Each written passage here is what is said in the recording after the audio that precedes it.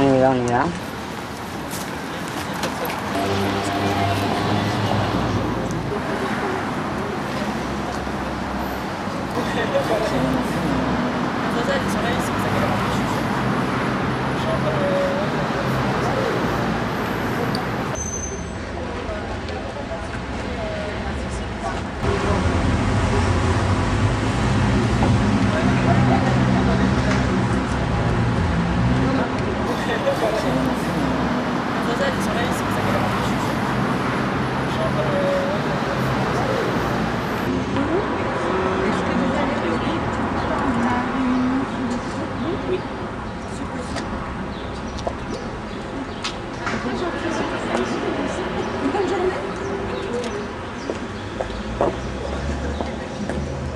Est-ce qu'on pourrait l'accrocher là?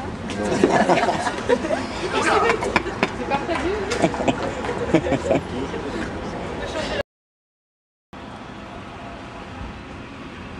Je suis là aujourd'hui pour être en soutien à des représentants qui ont été élus avant-hier par une assemblée générale des personnes trans. Alors donc l'idée de faire une assemblée générale pour les personnes trans il y a 2 jours, donc le 25, c'était parce qu'il y a aujourd'hui donc une réunion au ministère de la Santé de présentation d'un projet, de centre de référence sur l'évolution de la prise en charge des personnes trans, etc. Et donc du coup l'idée c'était d'un peu inverser le rapport de force qu'il peut avoir entre le ministère et les associations et les individus trans en organisant une AG pour avoir des résolutions et élire des représentants qui pourraient représenter la communauté dans le travail qui va se faire dans les mois à venir. Ce qu'on avait prévu, c'est qu'on ne se connaît pas, c'est ça? Ce qu'on avait prévu, c'est qu'on ne se connaît pas. Qu'est-ce que tu fais là-dedans? Moi je suis un peu les méchants.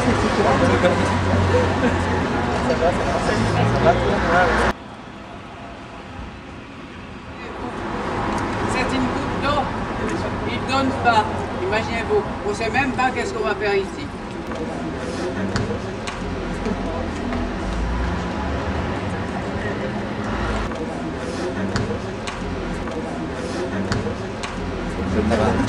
Pour tous les autres que je connais pas.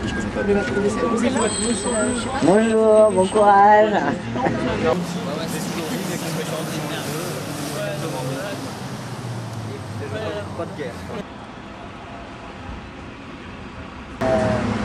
Les militants sont là aujourd'hui car il y a une réunion de présentation d'un projet concernant les centres de référence qui sont les prochains centres qui vont être mis en vigueur pour l'accueil des personnes trans. Alors les centres de référence, selon le projet de la HAS, seraient des centres qui regrouperaient des équipes pluridisciplinaires. Et nous sommes là aujourd'hui parce que ces équipes-là nous posent un problème.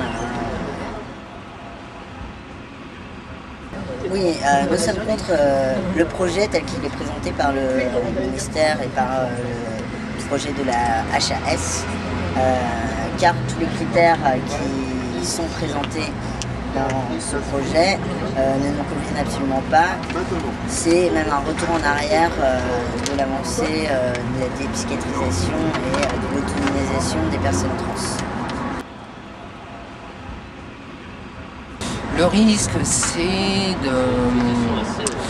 de valider pour des années, 5, 10, 15, 20 ans, les équipes officielles telles qu'elles ont été conçues par Cordier, Borne-Herbial, Chiland, etc. Et qu'on ne puisse pas en sortir avant vraiment un temps très très long, quoi. Enfin, ce serait quoi le modèle idéal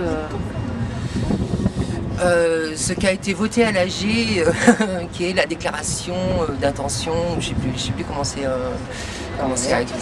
acté, mais la prise en charge de la transition doit exclusivement se fonder sur une déclaration de consentement éclairé, sans autre forme d'évaluation ou de diagnostic. Et ça paraît essentiel pour que les trans aient enfin la liberté de s'auto-définir comme trans ou pas. Je veux être opéré ou pas, je veux changer de genre ou pas, je veux une hormono ou pas, je veux, enfin voilà, tout ce qu'il est possible de faire sur le corps et sur le genre, il faut que ça puisse être acté dans la décision des personnes. Alors l'Assemblée générale a acté plusieurs résolutions que nous voulons mettre en œuvre dans le cahier des charges du centre de référence.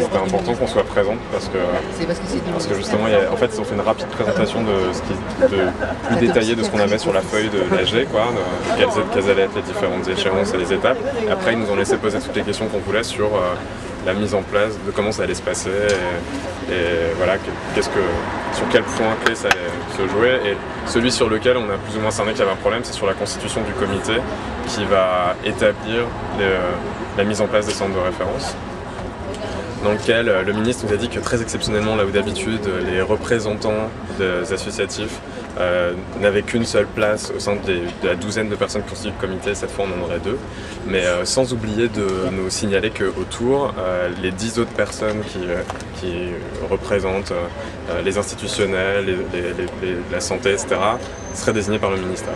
Voilà. Et à forte répétition, dans son discours, il n'arrêtait pas de parler encore de troubles de l'identité de genre, et il nous a fait une longue déclaration sur le fait qu'il ne voulait pas que la constitution de ce comité soit différente des autres maladies, parce qu'il ne voulait pas stigmatiser les trans en parlant d'une maladie, voilà, en leur donnant un statut différent des autres maladies. Et voilà, en appuyant, c'est pas une citation mot pour mot, hein, je vous retranscris, mais c'était vraiment l'idée de ce qu'il a dit. Et il a insisté dessus,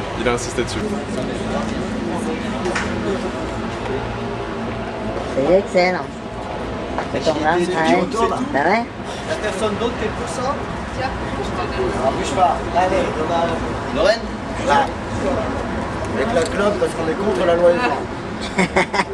On aura la victoire, mais on ne sait pas quand, mais on aura.